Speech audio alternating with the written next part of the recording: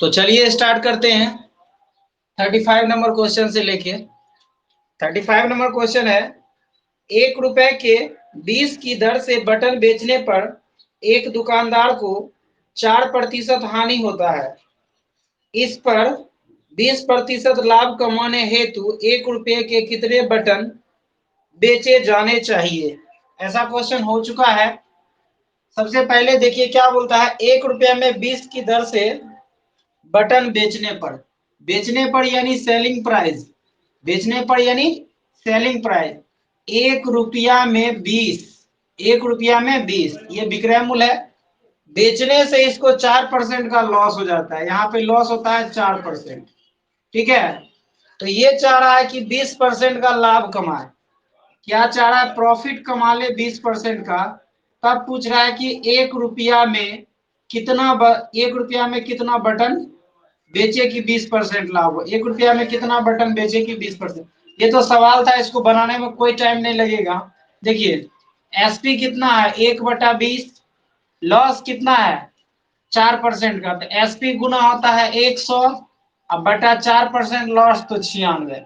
ये एसपी था। अब यहां तक में ये क्या हो गया, ये हो गया सीपी। अब देखिए सीपी को 20% लाभ पर बेच दीजिए तो 120/100, बस का कहानी खत्म है। यहाँ पे 100 से 100 कैंसिल, 0 से 0 कैंसिल, 12×8 = 96। यहाँ पे कितना बच गया, 1/16, 1 क्या बच गया 16। तो बस इसका आंसर क्या हो जाएगा, 1 रुपया में 16 बटन, 1 रुपया में 16 बटन। क्योंकि आप लोग को सिखाए हैं ऊपर होता है रुपया और नीचे होता है वस्तु। इस बात को याद रखिए, सारा क्वेश्चन इस टाइप का खत्म हो जाएगा। समझने में किसी को कोई दिक्कत नहीं? देखते हैं नेक्स्ट क्वेश्चन, कोई प्रॉब्लम नहीं? चलिए मिटा रहे हैं इसको। ठीक है,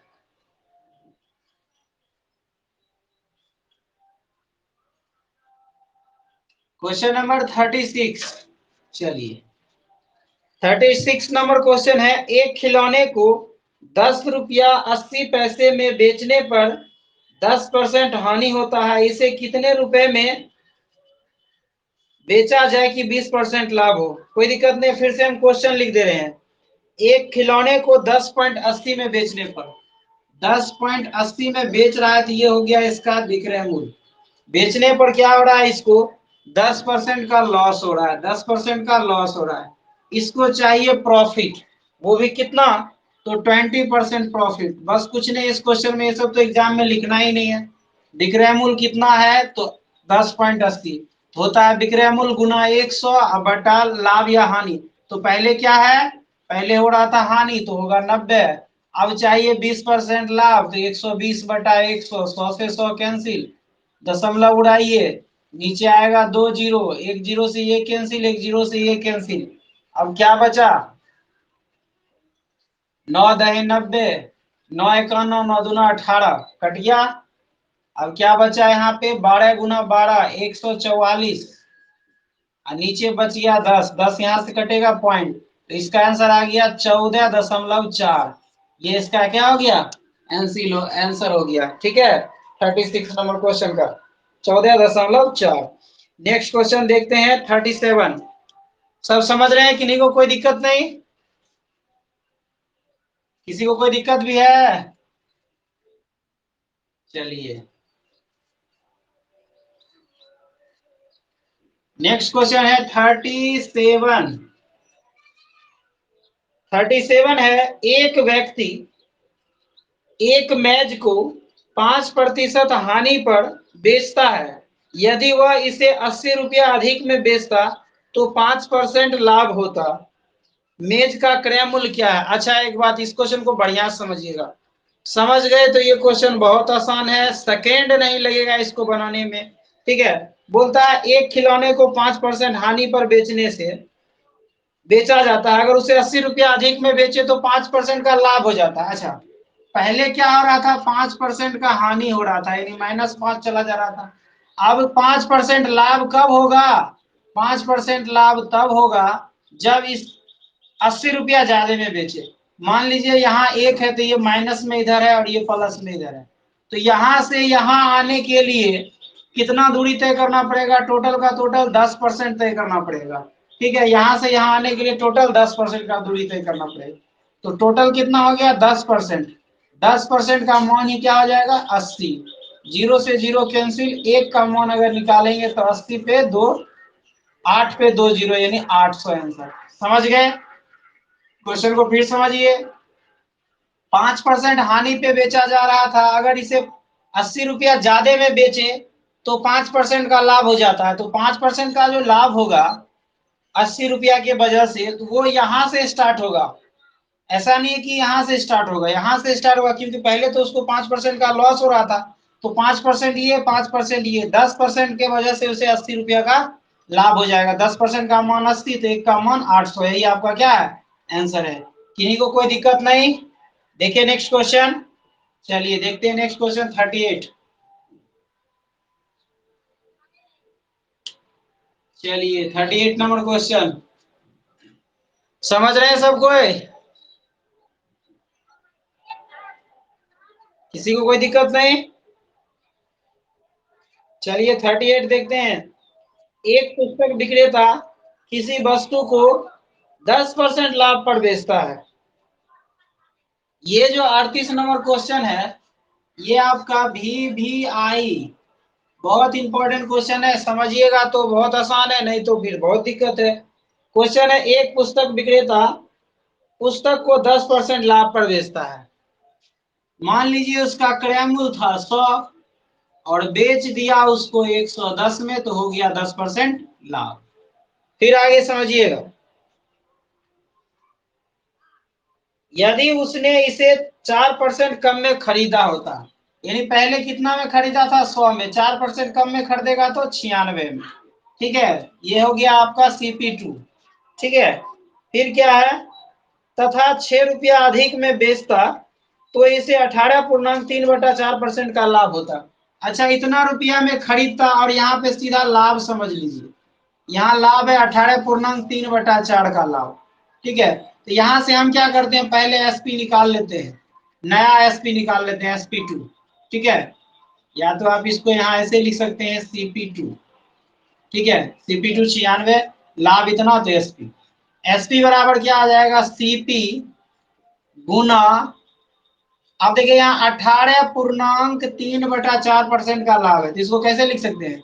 118.3/4 अब बटा 100, तो ये हुआ SP। अगर इसको फाइनल करके लिखे हम लोग तो क्या लिखाएगा? 96 गुना 118 गुना 4 और प्लस 3 कितना हो जाएगा? 400, 472 और 3 475, 475 बटा, नीचे तो 100 है ही, तो एक और 4 नीचे आ जाएगा। ठीक है, 4 से इसको काट दे, 4 दूना 8, 4 चौका 16, 24 बार में कट जाएगा। ठीक है, 25 चौका 100 और होता है 25 8 200, 19 बार में ये कट जाएगा।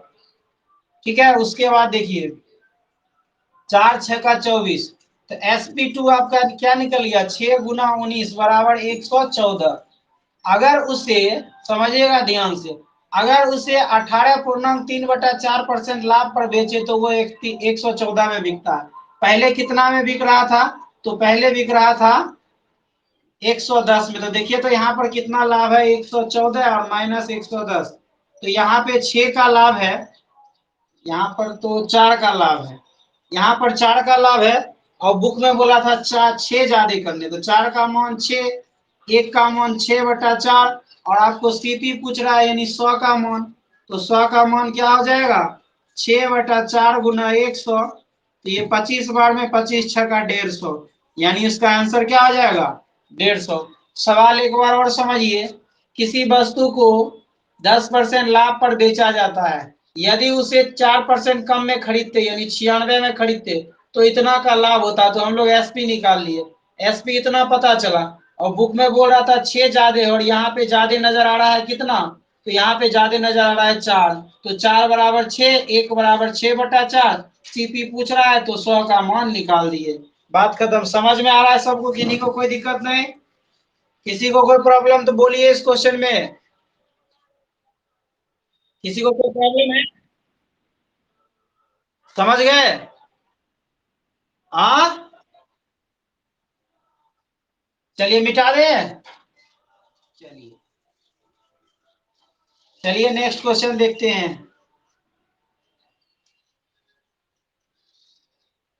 39। 100 पेंसिल बेचने पर एक दुकानदार को 20 पेंसिल के विक्रय मूल्य के बराबर लाभ होता है, लाभ प्रतिशत क्या होगा? देखिए 100 पेंसिल बेचने पर बेच दीजिए 100, लाभ होता है 20 के बराबर। ठीक है, पहले आप यहाँ ये समझिए, आपसे लाभ प्रतिशत तो पूछ ही रहा है, बहुत आसान है। पहले आप ये बताओ सीपी क्या होगा।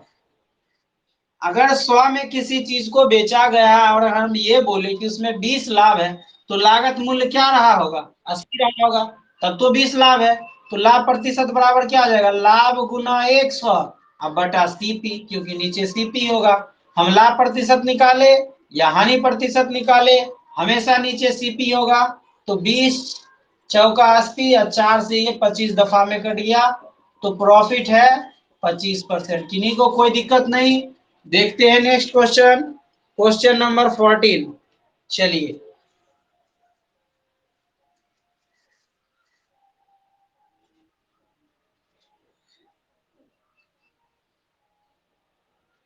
नेक्स्ट सवाल है क्वेश्चन नंबर 14। जग गई मिली, आ जाओ, आ जाओ, सबको गुड मॉर्निंग बोल दो। आ जाओ, एक बार सबको गुड मॉर्निंग बोल दो।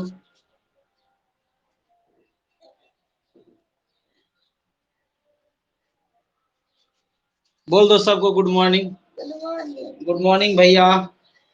गुड मॉर्निंग भैया। गुड मॉर्निंग दीदी। गुड मॉर्निंग दीदी। मिली आ गई है, ठीक है। चलिए अब जाए हम, जाइए अब हम पढ़ा ले, ब्रश कर लीजिएगा, ठीक, जाइए। चलिए, मिली थी जग गई। चलिए स्टार्ट करते हैं क्वेश्चन नंबर 14 से।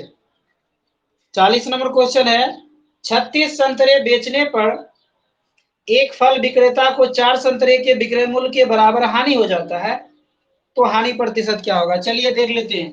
बेच रहा है 36, हानि हो रहा है 4। अब यहाँ पे पूछ रहा है हानि प्रतिशत क्या होगा। पहले आप हमको ये बताओ, 36 में कोई सामान बिक रहा है, अगर हम ये बोले 4 हानि है, तो मेरा लागत मूल्य क्या होगा? बोलिए, आप लोग पहले बोलिए। 36 का सामान है, 36 में बेचा जा रहा है, और 4 अगर हानि हो रहा है, तो लागत मूल्य यहाँ पे क्या है? 40। बहुत सुंदर। क्यों? क्योंकि 40 मेरा था, जब हानि होगा तो जुटेगा ही, हानि होगा तो लागत मूल्य के लिए जोड़ना पड़ेगा। तो यहाँ हानि प्रतिशत क्या होगा? हानि गुना 100 और बटा सीपी कितना आ जाएगा? 40। तो 10 से 10 बार में कट जाएगा, 1 से 1 खत्म। यहाँ पे आ गया 10% का लॉस। देखते हैं नेक्स्ट क्वेश्चन, क्वेश्चन नंबर 41। ठीक है, समझ रहे हैं सब? किन्हीं को कोई परेशानी नहीं? चलिए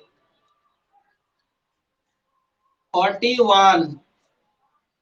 41 नंबर क्वेश्चन है, 250 केले बेचने पर एक फल विक्रेता को 50 केले के विक्रय मूल्य के बराबर लाभ होता है।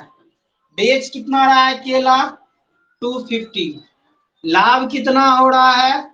50 केले के विक्रय मूल्य के बराबर लाभ हो रहा है। तो उसका लाभ प्रतिशत क्या होगा? लाभ प्रतिशत क्या होगा? चलिए इस क्वेश्चन को हम HW में दे रहे हैं, इसका जवाब आप लोग को YouTube पे देना है। ठीक है, इसका जवाब आप लोग को YouTube पे देना है कि लाभ प्रतिशत क्या होगा। तो इसको छोड़ दें, बना लीजिएगा। चलिए इसका जवाब हम चाहेंगे कि ज्यादा से ज्यादा बच्चा YouTube पर दे। ठीक है, चलिए अगला नंबर क्वेश्चन देखते हैं 42। 42 नंबर क्वेश्चन है, एक दुकानदार अपने सामान को क्रय मूल्य पर ही बेचने का दावा करता है। एक दुकानदार है, बोलता है हम जितने में खरीद रहे हैं उतने में बेच रहे हैं। ठीक है, क्रय मूल्य पे दावा करता है बेचने का, परंतु 1 किलोग्राम के स्थान पे 960 ग्राम दे रहा है। उसको देना चाहिए 1 केजी, दे रहा है 960 ग्राम। बेईमान दुकानदार है। अच्छा 1 kg को हम लिख सकते हैं 1000 ग्राम, ठीक है, तो 1000 ग्राम के जगह में 960 ग्राम दे रहा है। तो अब तुम पहले ये बताओ, कोई भी आदमी बेईमानी क्यों करता है? लाभ कमाने के लिए, कि जितना बेईमानी किया होगा वो यही उसका लाभ होगा। तो बेईमानी कितना किया है? 40 ग्राम। तो लाभ कितना निकाला है? 40। ठीक है, तो लाभ प्रतिशत क्या होगा बउआ? अरे तो 40 गुना 100 यानी लाभ गुना 100, तो बटा प्रारंभिक मूल्य, यानी जो दाम पे जितना वो दिया, दिया कितना? मात्र 960 ग्राम दिया। तो जीरो से जीरो कैंसिल, 4 दूना 8, 4 चौका 16, 4 छक्का 24, 4 से 25, यहाँ आ गया 25/6। इसको तोड़ ले अगर तो 6 चौका 24, 4.1/6%। तो इसका इसको कितना हो गया? 4.1/6% का लाभ हो गया। किन्हीं को कोई दिक्कत नहीं? देखें नेक्स्ट क्वेश्चन, कोई दिक्कत नहीं? चलिए अगला क्वेश्चन देखते हैं 43। ठीक है, किन्हीं को कोई दिक्कत तो नहीं है इस क्वेश्चन में? चलिए चलिए अगला सवाल देखते हैं। 43 नंबर क्वेश्चन सवाल है, एक दुकानदार 43, एक दुकानदार त्रुटिपूर्ण तराजू के माध्यम से, यानी गलत ढंग का तराजू रखा हुआ है वो, के माध्यम से खरीदते समय 10% और बेचते समय 10% का घोटाला कर देता है, उसका लाभ क्या होगा? अच्छा देखिए ये 2D का क्वेश्चन है। 10% खरीदते समय भी बेईमानी कर लिया, 10% बेचते समय बेईमानी कर लिया। बेईमानी में लाभ ही होता है ना, तो दोनों बार इसको लाभ हो गया। ठीक है, एक बार 10% का लाभ हुआ, फिर प्लस एक बार 10% का लाभ हुआ। तो 10 गुना 10 100, और प्लस प्लस प्लस, अब बटा क्या होता है? 100। फॉर्मूला फिर यहाँ लिख देते हैं, x plus Y plus minus X Y upon 100, यही फॉर्मूला होता है। इसी पे लगा दीजिए 10 10 20, ये कट जाएगा एक बार में, तो सीधा हो गया 21% का लाभ। दो बार यदि वो 10% का लाभ कमाता है, तो उसे फाइनली ऐसा नहीं है कि 20% का लाभ होगा, उसे फाइनली 21% का लाभ होगा। आशा करते हैं सब समझ रहे हैं, कोई दिक्कत नहीं। चलिए देखते हैं अगला क्वेश्चन 44। चलिए 44 नंबर क्वेश्चन पे आते हैं।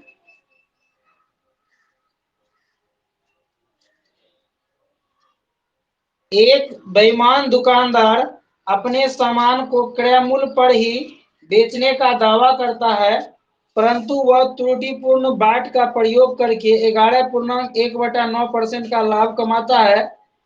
1 किलो के स्थान पे वह कितना देता है? देखिए इसको बाय ऑप्शन बनाएंगे तो जल्दी बन जाएगा। इसका ऑप्शन पहले लिख रहे हैं, ए बी सी डी। ठीक है, ए नंबर ऑप्शन में दिया है, चलिए 960, 940, 960 ग्राम, 940 ग्राम, और सी नंबर ऑप्शन दिया है 925 ग्राम, और ये 900 ग्राम। चलिए बोलता है 1 kg के स्थान पे कितना देता है, और यहाँ पे प्रॉफिट परसेंट पहले से दे दिया है 11.1/9%। प्रॉफिट परसेंट तो पहले से दे रखा है। अच्छा अभी आपको सवाल क्या बताए? जितना बेईमानी करेगा वही उसका लाभ होगा। ठीक है, तो ये लाभ प्रतिशत हम निकाल रहे थे उस समय से, और यहाँ पहले ही दे दिया, तो लाभ प्रतिशत बराबर क्या आ जाएगा? लाभ गुना 100 अब बटा जितना वो देता है। तो कितना देगा? 1000 तो देगा नहीं, 1000 ग्राम तो देगा नहीं, 1000 के जगह में कितना देगा वही पूछ रहा है। तो मान लेंगे कि पी कम देगा, जितना लाभ होगा उतना ही कम देगा ना। इसको अगर सॉल्व करके पी का मान निकाले तो बनेगा।